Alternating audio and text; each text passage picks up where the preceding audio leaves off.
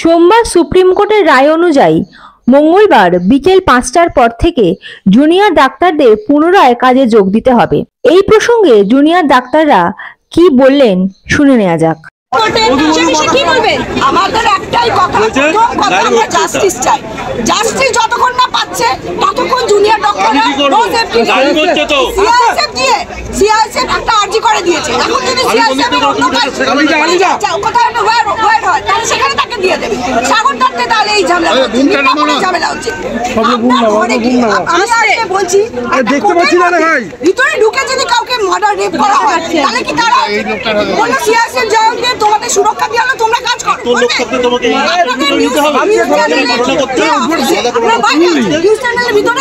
আপনাদের কাউকে rape murder করা হলো, তাদের পাশে বন্ধু হয়ে আপনারা কাজ করবে, সিআইএসএফ দিয়ে দিল। আমরা জাস্টিস চাই। ক্রিমিনাল যারা তাদেরকে ধরতে হবে, তাদের পানিশমেন্ট চাই, তবেই সাধারণ মানুষ ডক্টর থেকে আরম্ভ করে সবাই সুরক্ষিত। এখন কোনো পেশেন্টটা সুরক্ষিত নয়। আপনি ধরুন ডক্টর তো বটে, ডক্টরকে তার কাজের জায়গা মানছে, পেশেন্ট ইনডোরে ভর্তি, তার সঙ্গে কি হচ্ছে আপনি জানেন? আজকে সিআইএসএফ পার্টি করে ঝামেলা হচ্ছে, সেখানে কি মিদনাপুরে ঝামেলা হচ্ছে, সেখানে কি বাকি যে সারা জায়গায় কতজন সিআইএসএফ আমাদের আমার মাথার পড়া। আপনি বলেন আপনার কাজের জায়গায় যদি কাউকে মার্ডার এন্ড রেপ করা হয়, সিআইএসএফ আমাদের আপনাকে সুরক্ষা দেওয়া হলো, আপনার কাজ করবেন, আন্দোলন থাকবেন না, পাশে থাকবেন না আপনার কালীকে। ততক্ষণ আমরা জাস্টিস পাচ্ছি, আমরা ওদের পাশে আছি, পাশে থাকবো। তাতে আমাদের যদি আমরা সিনিয়র ডক্টর পাশে, এই ম্যাডাম 400টা 500টা করে পেশেন্ট দেখছেন, উনি এন্ডোক্রিনোলজিস্ট। আমরা আমাদের ডিপার্টমেন্টে কাজ করছি, যারা ইমার্জেন্সি করছে তাদের যথেষ্ট অসুবিধা হচ্ছে, কিন্তু তারা তো কিছু বলছে না। প্রশাসন কেন প্রশাসন আগে আমাদের ন্যায় বিচার দিক, কেন তাদের জিনিসপত্র তাদেরকে না ধরে ডক্টরদের উপরে চাপ দিয়ে কি হবে? ডক্টর সুরক্ষিত নয়, পেশেন্ট সুরক্ষিত নয়, সাধারণ মানুষ সুরক্ষিত নয়, সেখানে কি করবো? আমরা তো মানুষ, আমাদের মানুষ হিসেবে ট্রিট করুক, ভগবান করার দরকার নেই। আমাদের ঠিক মতো মানুষ হিসেবে তার ন্যায্য বিচার হবে, তবেই আমার কাজে না।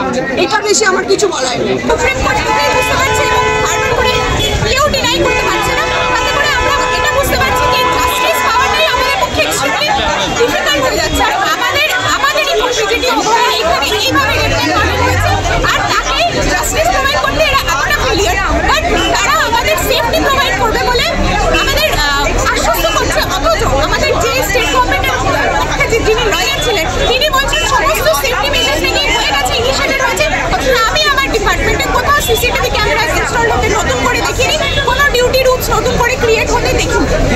তাহলে আমরা ফার্স্ট অফ অল আমরা বিচার পাবো কিনা সেটা জানি না, সেকেন্ড অফ অল আমাদের সেফটি মেজার্স এনশিওর নয়। শুধু কয়েকজন সিআইএসএফ এখানে পোস্ট করে দিলে, শুধু আর্জি করে পোস্ট করে দিলে তো হবে না। সারা ওয়েস্ট বেঙ্গলের নানা হসপিটালে নানা ভ্যান্ডালিজম হচ্ছে, সেগুলোকে আগে দমন করো, তারপরে তো উনি আমাদের কাজে ফিরতে বলবেন। উনি না জাস্টিস এনশিওর করতে পারছেন, না সেফটি এনশিওর করতে পারছেন, অথচ আমাদের কাজে ফিরতে বলছেন। কি করে বলছেন? যেখানে আমারই কপি যিনি এইভাবে রেপটেন মার্ডার হচ্ছে, আমিও তো হয়ে যেতে পারি যে কোনো মুহূর্তে, তাহলে আমরা কাজে ফিরতে কি করে পারবো?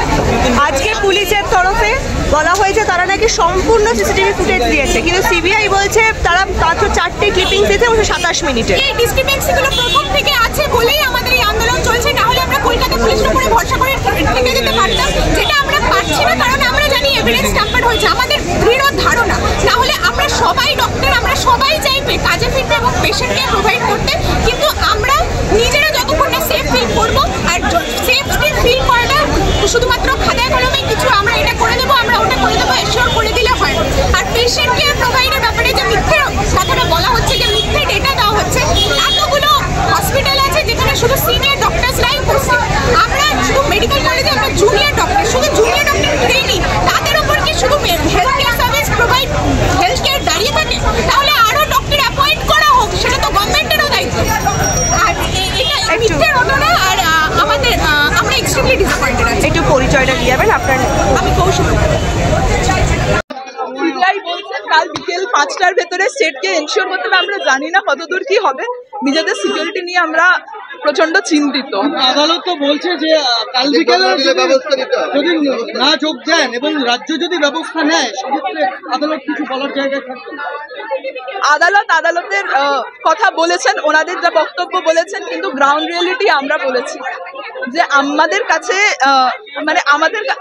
আমাদের সিকিউরিটির জন্য আপাতত সিআইএস এর পার্সোনালসরা রয়েছে, কিন্তু নতুন সিসিটিভি লাগানো বা কিছু আমাদের ডিপার্টমেন্টে তো অ্যাটলিস্ট নতুন সিসিটিভি দেখি।